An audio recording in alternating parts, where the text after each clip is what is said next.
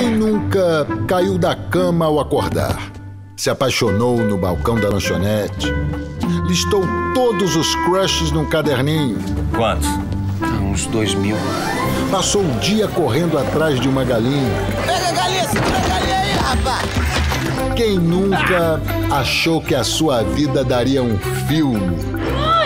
O cinema brasileiro é nosso. O Canal Brasil é nosso. A Prefeitura de Belo Horizonte, por meio da Secretaria Municipal de Cultura, apresenta a Mostra Curta Circuito 2022, de 15 a 18 de setembro. Incentivo: Lei Municipal de Incentivo à Cultura de Belo Horizonte. Chama eles pra vir. Vem pra cá. Vai ter pampulha que é bonito, ambiente familiar no zoológico. Mas tu tá achando que é só pra desfilar pra turista? Não, ajuda aí, pô. Me põe nesse jogo que eu tenho família pra sustentar. Ah, então até eu vou. Bota na minha agenda.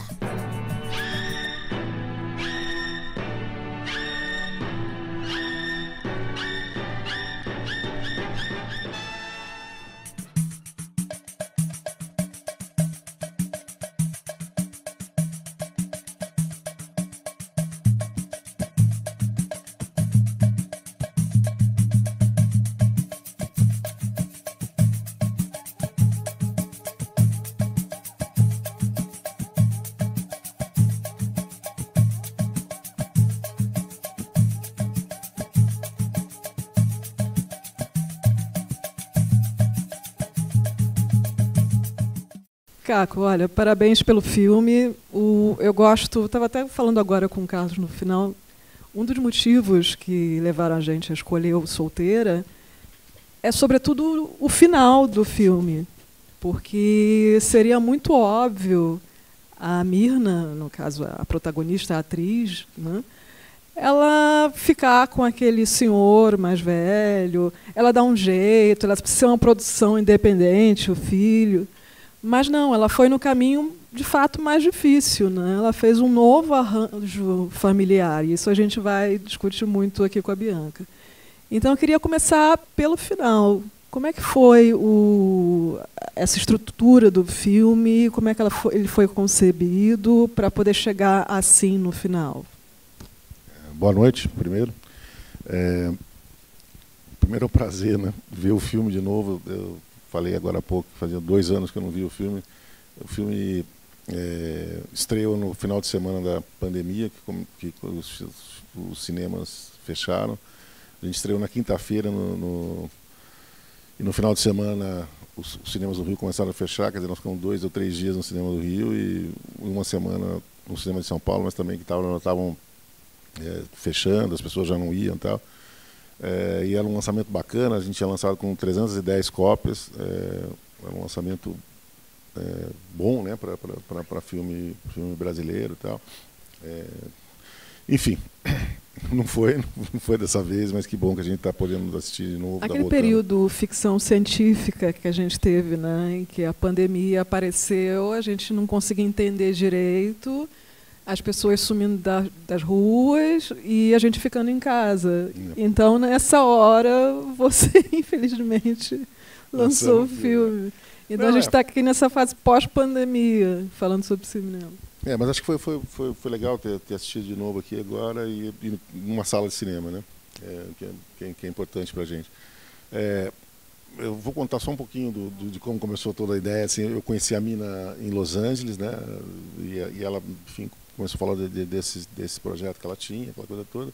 A coisa foi amadurecendo e ela falou, bom, vamos fazer, né? Vamos fazer. E ela tinha conseguido uma verba da MGM na época, que não saiu, como te falei, não saiu assim de imediato, demorou para sair e tal.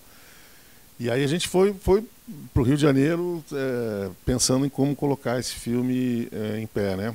Com o orçamento que a gente tinha, quer dizer, a promessa de orçamento lá na frente, mas, enfim, a gente tinha uma realidade ali que tinha que resolver o filme. Enfim, acho que foi gostoso, foi legal, porque a gente falou muito, né, antes de começar a filmar, que a gente discutiu bastante para que a gente pudesse fazer o filme dentro quer dizer, do tamanho da produção. O roteiro, quando eu li a primeira vez o roteiro, e aí indo para o que você me perguntou, assim, eu gostei muito, achei muito gostoso de ler, muito rápido, muito... A Mina fez todo o roteiro. A Mina fez todo o roteiro. Assim, ela me falava muito assim, em conversas com amigas e aquela coisa toda, assim, muito das situações que tem no filme são situações de amigas, de conhecidas, de bate-papo feminino, né, só de mulheres, aquela coisa e tal.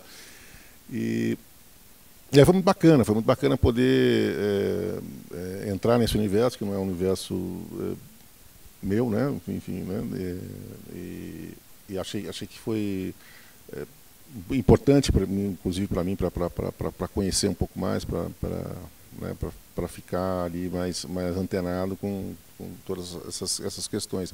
Até quando você fala do final do filme, né, o que a gente espera, por exemplo, talvez se fosse um filme de um roteirista homem, tal, pudesse cair por esse lado mais óbvio e mais fácil da história, né? De que dá uma casa com o cara lá mesmo, com o senhor, arruma a vida e tal. Não, mas assim, essa virada que ela dá no final do filme, acho que tem muito a ver com esse olhar feminino, com esse olhar dela sobre a trajetória da Bia. Sim, e a gente falando em termos de cinema, chama a atenção o seguinte: nós vimos durante a mostra, essa edição, um filme em que a Marta Anderson participou, o Como Ganhar na Loteria Sem Perder a Esportiva, e vocês se lembram que no debate ela inclusive se ressentia do que ela chamava de uma exposição do corpo, que ela não curtia, enfim, ela fazia, mas não se sentia tão à vontade. Eu acho bacana no filme porque é como se fosse um passo à frente disso. Tem a exposição do corpo, sim, né? A gente vê a mina de calcinha, segurando os seios e tal, mas não é um filme pelo olhar objetificado da mulher. Então, por mais que tenha esse lance todo, né, um chance, assim, uma fumacinha qualquer de pornô chanchada, é uma versão, obviamente, atualizada, porque na época nós estávamos em 2019, né? Então já é uma outra mulher, já são outros homens, entra um núcleo gay bem mais resolvido, né? E assim caminhou o filme.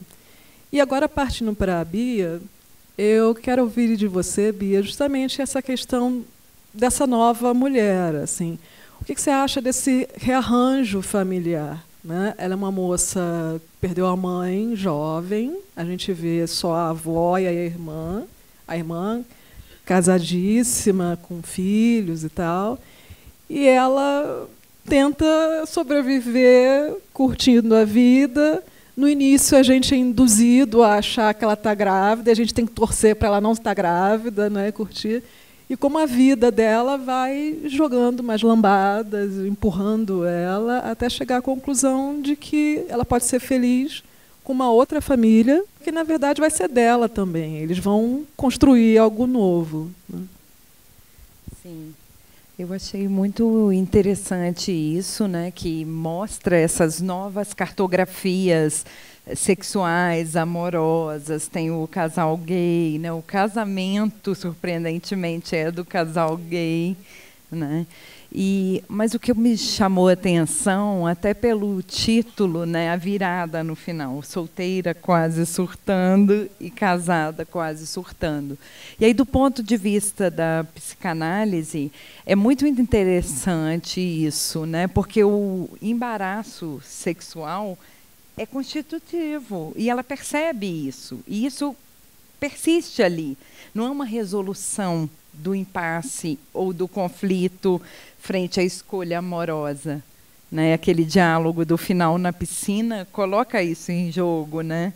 As questões vão continuar. O embaraço diante do outro, da relação, ela é permanente, né? Então, eu achei interessante isso, porque atualiza essa questão, né? Na psicanálise, a gente fala que não existe relação sexual. É um axioma lacaniano muito conhecido. O que ele quer dizer com isso? Justamente o que aquele diálogo ali diz, né? Que dois não fazem um. Né? A relação sexual ela não traz essa completude. Né? É a partir da precariedade e da falta. Então, eu achei muito interessante esse aspecto. Não há aquela promessa de um final feliz eterno. Né? Se ela estava quase surtando quando solteira, mal não há em continuar quase surtando casada. Né? E tem um aspecto interessante no filme. Se vocês repararem nos créditos, nós temos muito presente uma das famílias mais ilustres do cinema brasileiro, a família Nercessian. Mina Nercessian, um tal de Stepan Nercessian, que eu acho que todos conhecem, né? E tem um ali que também é Nercessian na colateral, né? Que é o Xavier de Oliveira. Então, e tem o filho, isso, é isso que eu estava tentando lembrar. O Rafael, né? Rafael Nercessian. Se os Estados Unidos têm os Fonda, a gente pode dizer que nós temos os Nercessian, que são personagens muito fundadores do cinema brasileiro. Por quê? Xavier de Oliveira, diretor de Marcelo Zona Sul, ao fazer um concurso para encontrar o menino que seria o Marcelo Zona Sul, um clássico dos anos 60, conhece um menino chatérrimo, segundo ele, chamado Stepan, que tem uma irmã chamada Armênia, com quem o danado do Xavier casou e se amam muito até hoje. Então, essa sessão, inclusive, é dedicada ao Xavier e à Armênia. São produtores do filme, ou seja, continuam produzindo e atuando na área do cinema. Além desse aspecto do filme, a gente pode perceber essa vontade dessa neo-chanchada, né, dessa nova reformulação do cinema em que a mulher é a protagonista, de falar com o mundo. Então, aparece um cara lá da Espanha, com quem ela vai acabar ficando um tempo, depois dá um tchau, enfim. Tudo isso, Caco, foi ideia da Mina, como você falou, conversando, fazendo laboratório com amigas? Tá, sim. A Mina é uma roteirista por excelência, assim. Ela, além de atriz, de ser uma boa atriz e tal, mas ela é uma excelente roteirista. Ela, inclusive, fez uma série para a Amazon, agora que eu esqueci o nome, mas era uma série que foi super bem. Inclusive, né, teve lá entre os 10 mais assistidos durante bastante tempo e tal. E a pegada dela é essa pegada assim, vamos dizer, né, desse drama cotidiano, né, mas também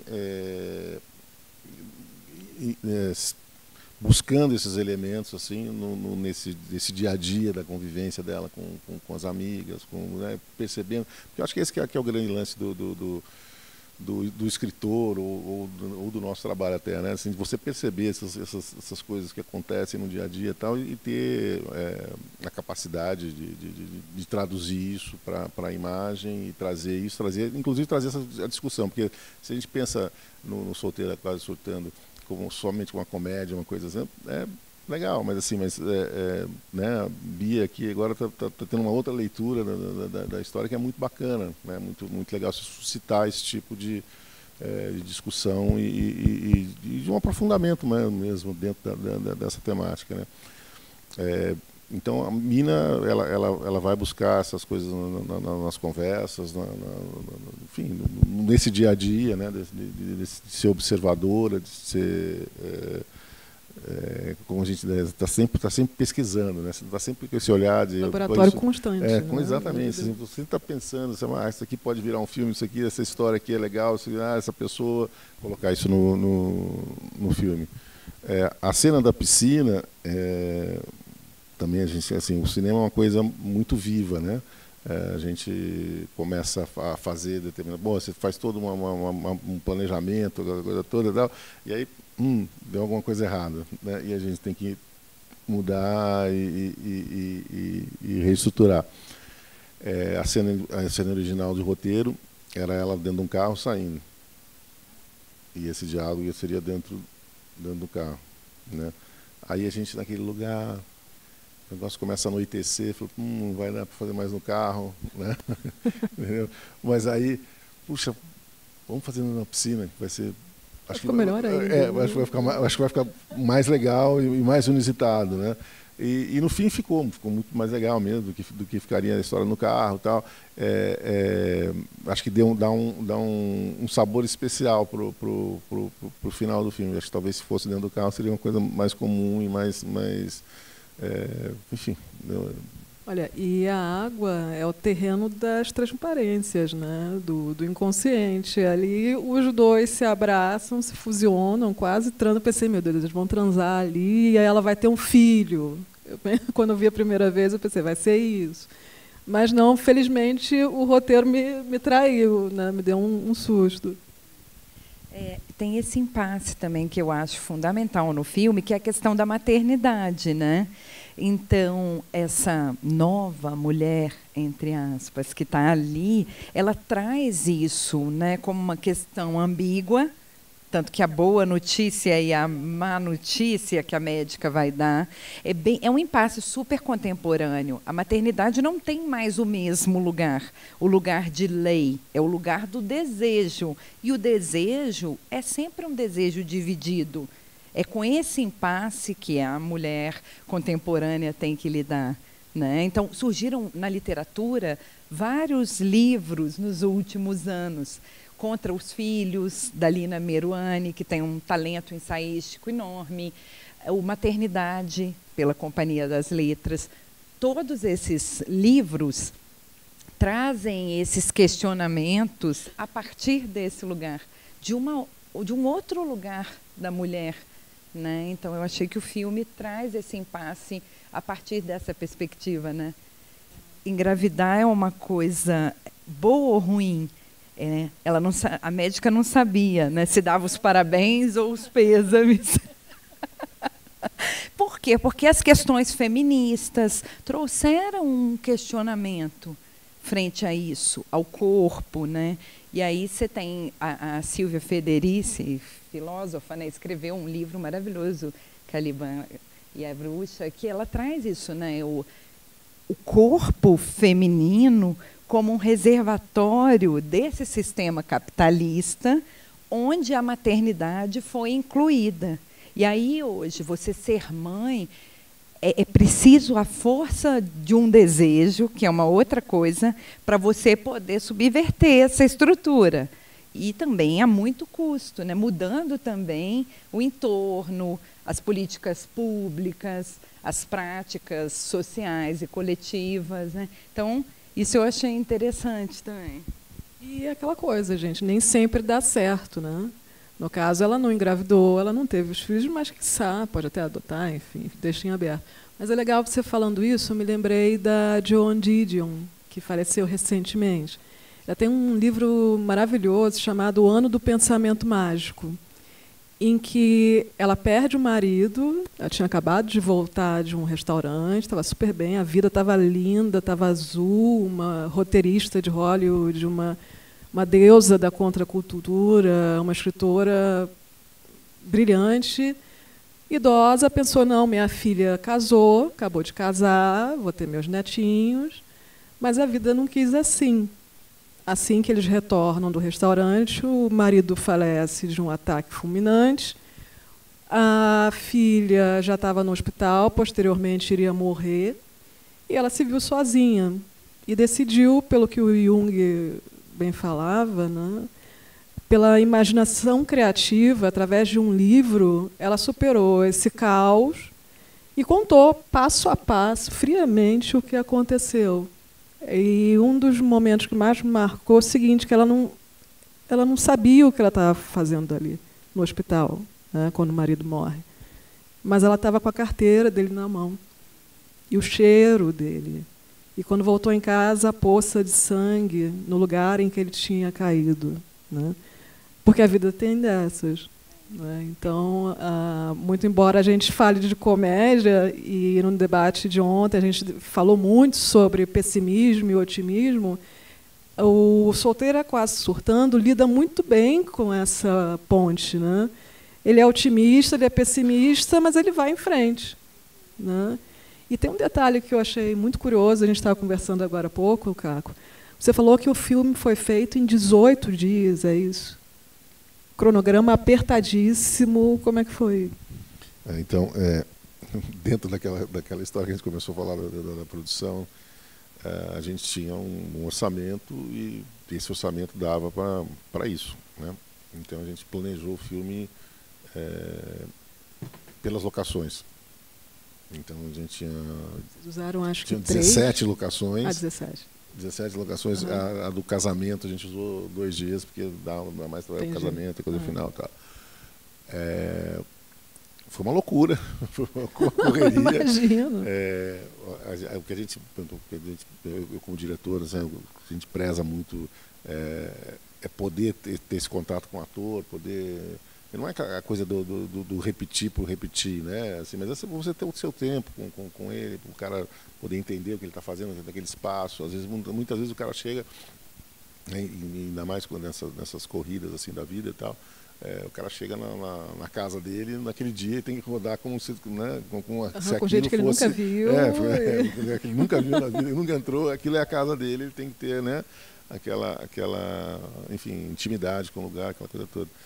Mas foi legal, deu certo, né? O filme está aí. Sim, sim.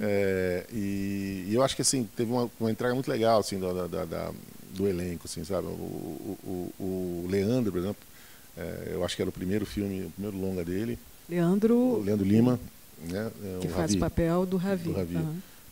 O Leandro foi também uma surpresa, assim, as coisas que acontecem na vida. Tinha uma atriz que queria fazer um teste comigo e tal, e ela falou assim: eu posso levar um amigo geralmente é assim. para contracenar comigo e tal, não sei o quê. Eu falei, pô, legal, pode levar, não sei o quê. Aí assim, eu acabei gostando mais do amigo do que então assim, eu acabei filmando com o amigo e não com a menina. E foi muito legal, assim, o Leandro é muito legal, assim, é muito bom, muito compenetrado e tal. E foi muito legal porque a mina também se deu muito bem com ele, tem uma química ali, assim, né? Eles parece que são amigos mesmo, né? E, enfim, com direito a uma ponta do Xavier, né? Sim, Xavier Oliveira, se vocês repararem no início do filme, está na reunião. Também, reunião. Você não viu, mas a Nênia está na festa. Não vi, a Nênia está na festa como figurante. Mas no início, Bia, tem um rabugento, que é justamente o que não combina nem nada com o Xavier. Tem um rabugento empresário lá, um cliente, fala, não, isso aí não vai dar certo, essa campanha não vai dar certo. Ele pega a mão da filha, né, da atriz, que é a filha dele, não, tudo bem. E o filme acaba, como você falou, a realidade ela vai se impondo de uma forma tal que vocês tiveram que fazer com um orçamento reduzido, né, correndo pra caramba, mudando, inclusive, a locação do final, né. E isso, Bia, me intriga pelo seguinte, porque eu acredito que também na vida das mulheres hoje em dia a gente está nesse pique de ter que se reinventar a cada 5 segundos, né?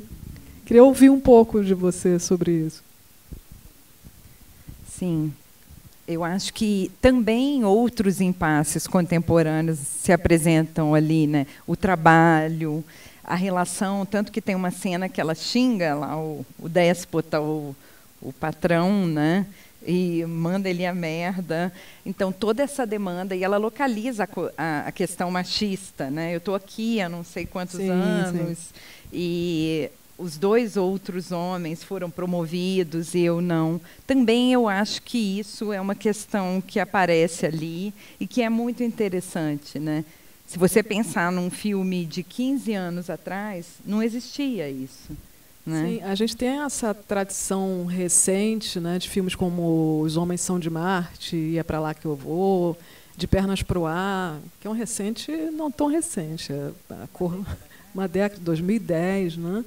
Teve até uma franquia muito grande do De Pernas Pro Ar, Mas havia ali uma coisa um tanto romântica, que a gente não vê, idealizada, que a gente não vê no Solteira, né? No Solteira, ela quer transar, é enganada pelo destino, né? Porque ela entra numa menopausa precoce, ou seja, está interditada, o absoluto não existe, e ela tem que continuar a viver, né? E acho interessante a gente tocar num tema também do desejo masculino, que homens e mulheres nós existimos, nós estamos aí, a civilização existe há muito tempo, e essa convivência há de permanecer de uma forma ou de outra. Quando a irmã da mina fica pensando nela, só nela mesma e nos filhos, o marido acaba traindo, né? Então, quando ressuscita o desejo e a vontade deles dois treparem, a palavra é essa, vão trepar, vão curtir um ao outro, ali ajeita também um núcleo do filme, né? E tem esse aspecto também da pornografia, né? Eu estava lendo uma pesquisa antes de ontem, acho que saiu na Folha, como a pornografia, durante a pandemia, você viu, explodiu, e entre mulheres, né? O que é isso, esse lugar da sexualidade no contemporâneo? Acho que tem esse aspecto, aparece ali uma relação do marido que ela coloca como traição. Mas tem um empuxo à pornografia muito grande. E as mulheres também consumindo pornografia. A partir de que ponto? De que perspectiva? Quando é a traição, né? A traição é física, a traição é o mental, né? Você ama carnalmente só ou, né, por inteiro? Ali já aparece esse ponto, né? O computador, uma outra que não é uma outra, esse aspecto imaginário da relação com a sexualidade, né? Que isso teve uma ampliação na pandemia, sobretudo. E, Caco, perguntando sobre a direção do filme, você comentou agora que você gosta de dar esse lugar para o ator, né, para a pessoa se sentir ali acolhida de alguma forma, para rolar uma química mesmo, né? Como é que foi dirigir esses atores no dia a dia? Como é que efetivamente foi esse processo? Bom, com a Mina foi muito mais fácil, porque a história toda era a história dela, né? Quer dizer, assim, esse roteiro era uma coisa que ela estava gestando há muito tempo. Então, assim, a história estava muito, né, na cabeça dela e tal. Algumas vezes a gente dá umas aparadinhas assim, porque assim, como ela é uma pessoa que vive nos Estados Unidos há muito tempo, né? Às vezes tinha um maneirismo mais americano, uma coisa que talvez não funcionasse aqui. Mas com o Luís Mendes, com o próprio Leandro e tal, essa coisa foi... Assim, é sempre uma troca, né? Sempre uma troca muito legal. Assim, invariavelmente eles chegam cheios de ideias, né? Então, é muita ideia, muita coisa. Se você der o roteiro para meia dúzia de atores, cada um vai transformar o filme numa outra coisa, né? Assim, e eu acho que isso é muito legal, muito saudável, até porque a gente pode discutir bastante coisa. Mas óbvio que tem um momento em que você tem que falar, bom, o filme é esse, né? Então vamos incorporar alguma coisa aqui, outra ali e tal. Mas a gente tem enfim, um roteiro a ser seguido e tal. E fundamentalmente esse roteiro, esse tipo de roteiro, o roteiro que a Mina tinha feito, ele era muito cheio de detalhes, muito cheio de coisas que ligam, né? Que se ligam aqui, ali na frente, tal. Então você não é aquela coisa que você pode sair improvisando. Eu acho que tinha uma coisa ali mais de você mesmo decorar texto, óbvio, né? Coloca um caco aqui, outro ali, mas era uma linha que a gente tinha que seguir mesmo. Eu acho que foi... É outra coisa, assim, né? Ter a oportunidade de ter o Stepan no set também, aí é um prazer e é um presente para qualquer diretor no mundo, assim, né? Você falou assim, pô, trabalhar com um cara desse, com um monstro, tanto de coisa legal que ele já fez aí. Então foi muito bom. E ele tem assim um tempo dele, né, uma coisa assim que é muito legal, que você vê ali na conversa, mas quando ele fala gay. Isso foi Caco ou não? Não, assim, foi dele. Foi ele, né? Gay, mas gay, né? Assim, tipo assim, né? É mesmo. Não é só um gayzinho, não, é gay. Então tem umas coisas muito legais dele ali, assim. O Stepan é... E a avó? Quem faz a Beth Zalkman, né? É uma super atriz de teatro. A Tuna Dueck como ginecologista. Hã? A Tuna Dueck. A Tuna também é, assim, é fantástica. Uma fantástica, uma atriz. Então, eu acho que o elenco, de uma maneira geral, tá super equilibrado, super bacana, e gente que conhece do ofício. Há muito tempo, né? Pessoal, vou abrir para perguntas. Alguém tem alguma coisa para perguntar? Tanto para mim, Caco, Bianca, fiquem à vontade. A hora que vocês quiserem interromper, é só falar. Voltando para a Bianca, e pegando esse gancho da avó, o que a gente pode imaginar atualmente desse papel de avó? Né? Porque muitas vezes fala-se da mãe, mas o filme traz a avó, que em diversos casos é a mãe, né, para muita gente, seja pela morte da mãe, morte do pai, enfim, pela ausência, mas essa avó-mãe que é tão do cotidiano, sobretudo das classes mais pobres brasileiras. Né? Sim, é ótima atriz, inclusive. Eu acho que tem esse núcleo feminino ali, né, da irmã dela, e esse lugar da avó muito afetivo, né? E aí fiquei pensando, você falando, tem um outro impasse ainda, uma outra camada, que é essa relação da velhice, que é colocada ali com muito humor, né? A avó é muito uma figura, né, barroca, mas é o lugar dela que ela também tem que resolver na vida de cuidadora, né? Porque ela tem que sair do trabalho porque a avó caiu, porque a demanda acontece. Esse também é um lugar muito delicado, que resta a muitas mulheres. Eu tenho amigas que o pai tem 100 anos e foi morar com a amiga, e ela tem um irmão, e a vida dele continua normalmente. Tem esse lugar também do feminino ali, né, Andréia? Ela é cuidadora da avó. E ser cuidadora é uma jornada dupla, tripla, né? Porque você tem que lidar com a sua existência, com a do outro, isso repercute. E como é uma boa comédia brasileira, a avó é danada, né? Ela é safada. Ela, como mãe, né? A avó traço mãe, hífen mãe, ela reúne as meninas, né? Ela dá um migué ali para que as duas possam fazer as pazes, né? A locação foi aonde, Caco? A casa da avó era um apartamento de uma amiga de infância da minha.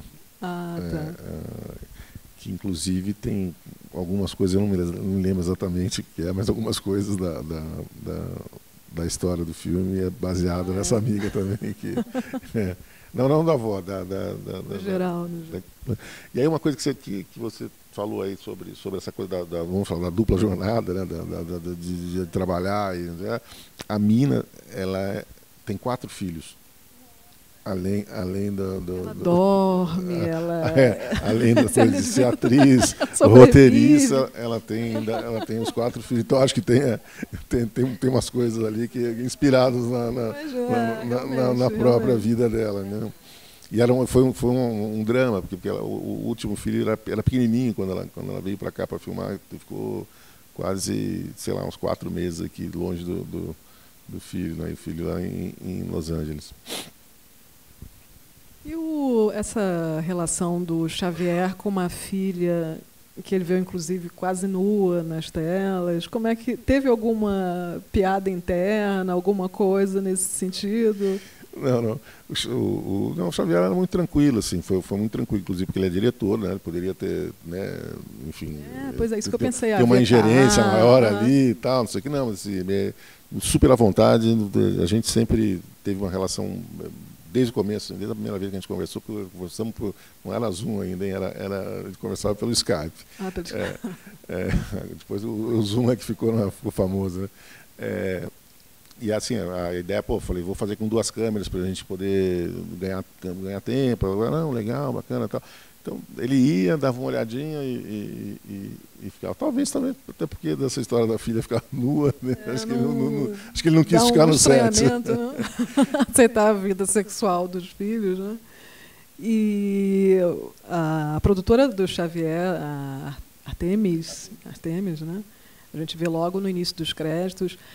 Eu pergunto a você, já que a Artemis não está aqui presente, né, em termos de produção, como é que vocês fizeram para capitalizar, para custear o filme? Como é que foi esse pré-filmagem? Aliás, de repente, você pode até ter chegado no momento posterior, né? Como é que você viu esse cenário? Então, assim, a ideia, eu tinha, como te falei, né, eu tinha ido por um 2011 eu lancei minha primeira longa-metragem, que chama 400 contra 1, que é a história do Comando Vermelho. E daí eu fui participar de um festival em Los Angeles, foi quando eu conheci Meire e a Mina. E desse início dessa conversa, aquela coisa toda, eles já tinham a ideia de buscar esse dinheiro na MGM, assim, um contato com o pessoal de lá e tal, via lei de incentivo. Só que esse dinheiro não saía nunca, e a pressa de filmar, de realizar logo e tal. O Xavier, a Armênia e a Mina adiantaram esse início né? Entendi. Para ser ressarcido depois, na frente e tal, mas eles deram um start no processo lá, por isso que a gente foi muito justo, muito apertado para não ter, enfim, gasto à toa.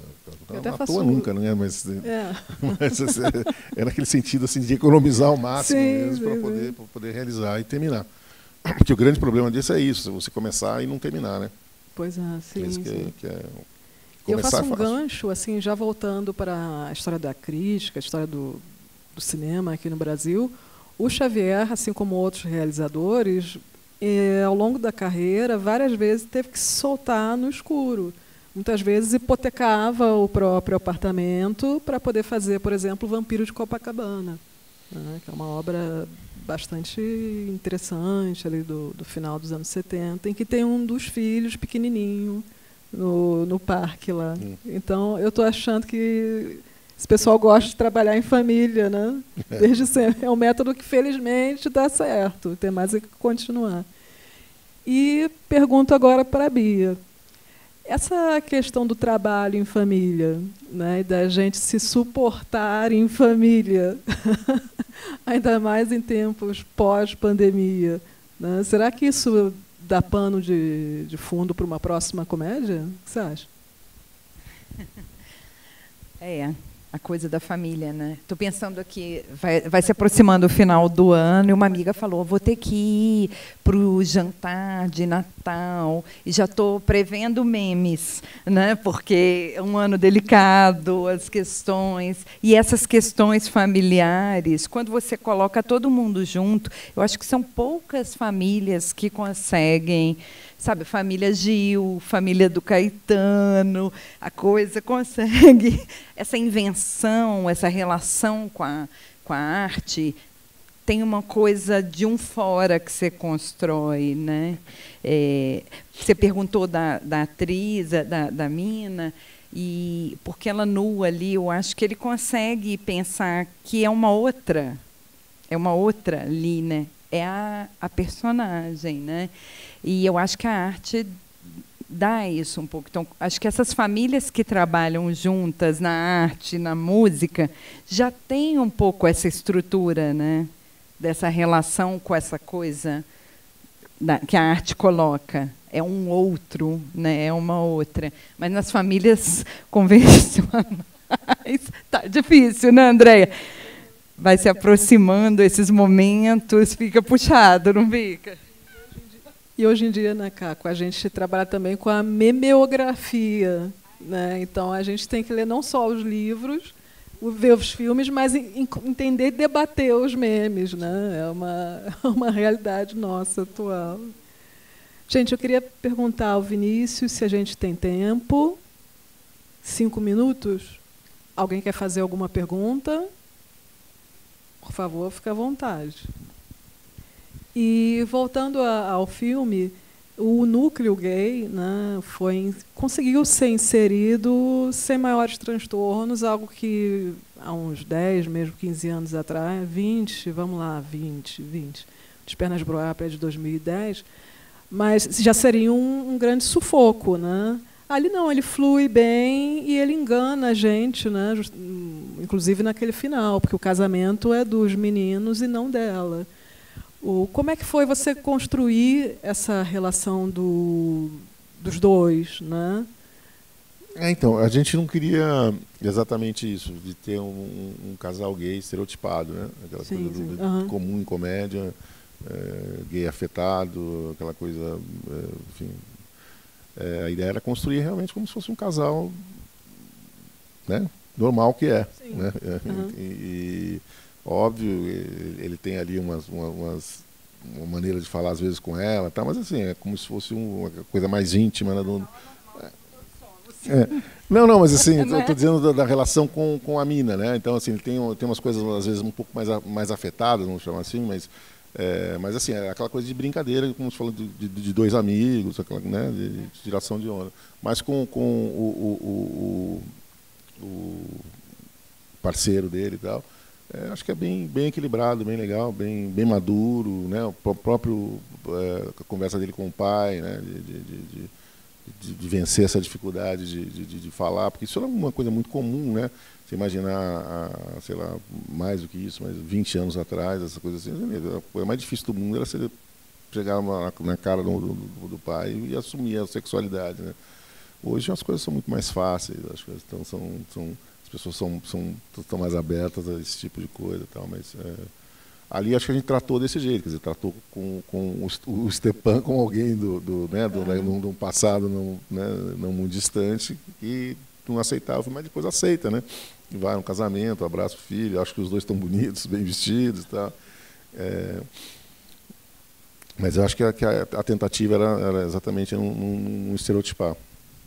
E o Solteira funciona muito como uma crônica, né, desse momento, né, que a gente vivia pré-pandemia, né, mas que repercute, né, e imagino que ainda vá repercutir por muito tempo, porque entra naquela chave do que a gente estava conversando, dos novos arranjos familiares, né?